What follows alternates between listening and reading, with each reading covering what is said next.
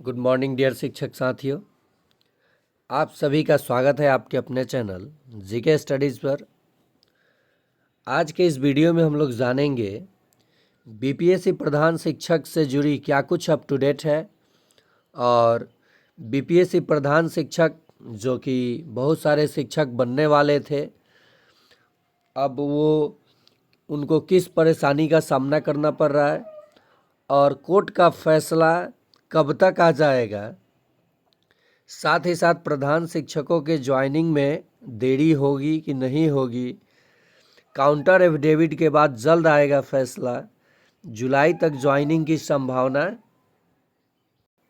इन सभी पर हम लोग बात करेंगे और क्या कुछ अप टू डेट है ये जानेंगे।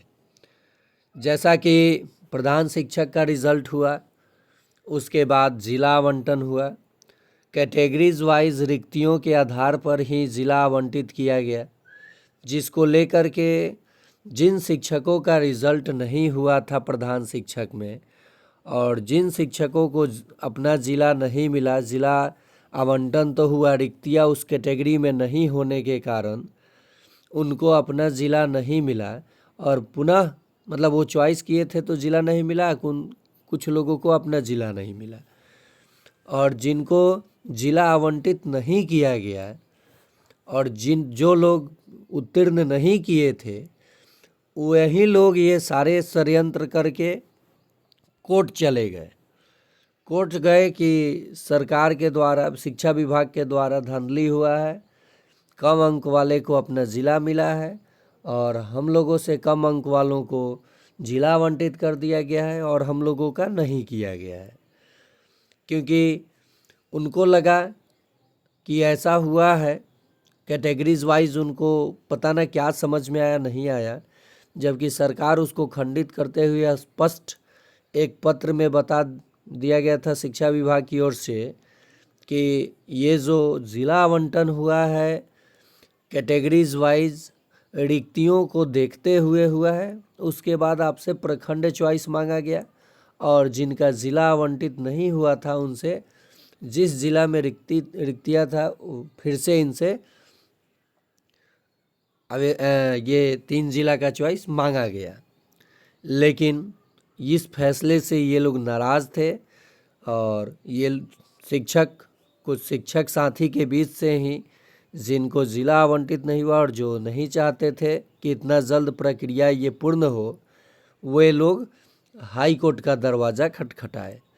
हाई कोर्ट गए, हाई कोर्ट में अपील किए तो हाई कोर्ट में सुनवाई 30 अप्रैल को होनी थी।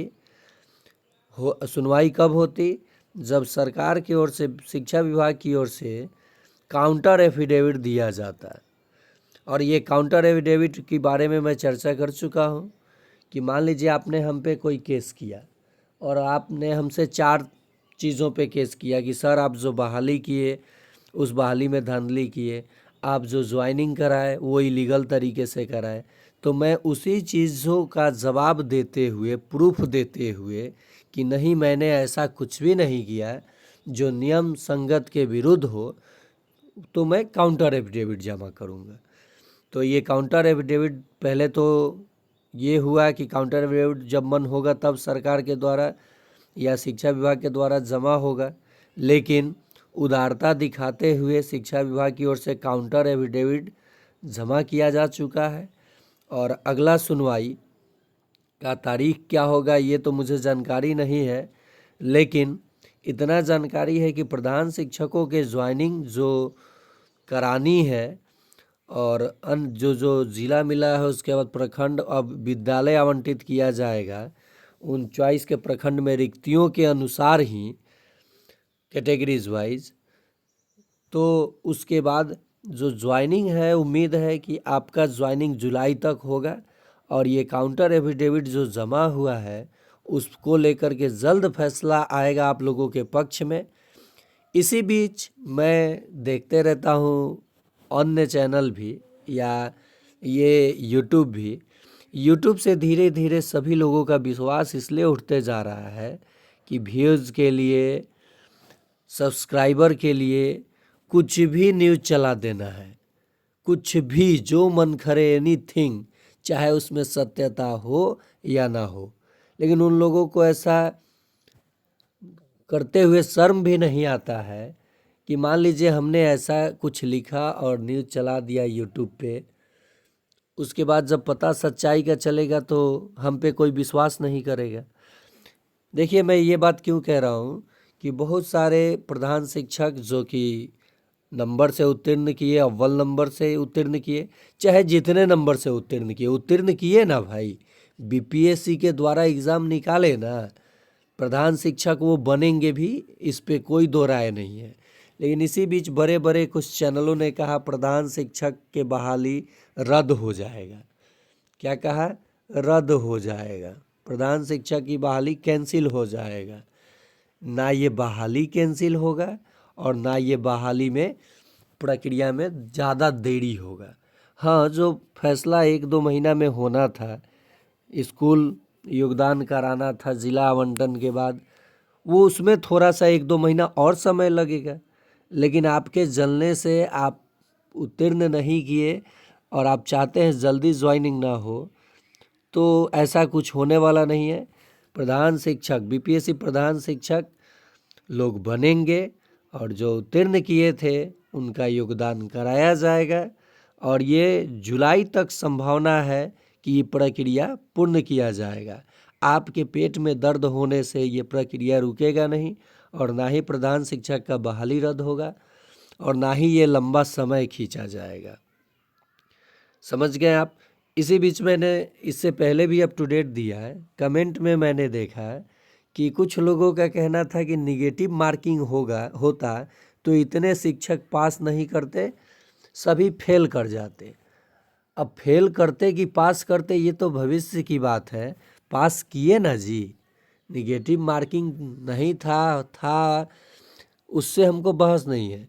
जितने भी शिक्षक साथी थे, शिक्षक ग्रुप से ही लोगों ने बीपीएससी के द्वारा एग्ज़ाम दिया और मैं इस चैनल से भी तैयारी कराया था। आप देख सकते हैं, वीडियो होगा ही कंटेंट, लोगों का रिज़ल्ट भी हुआ है।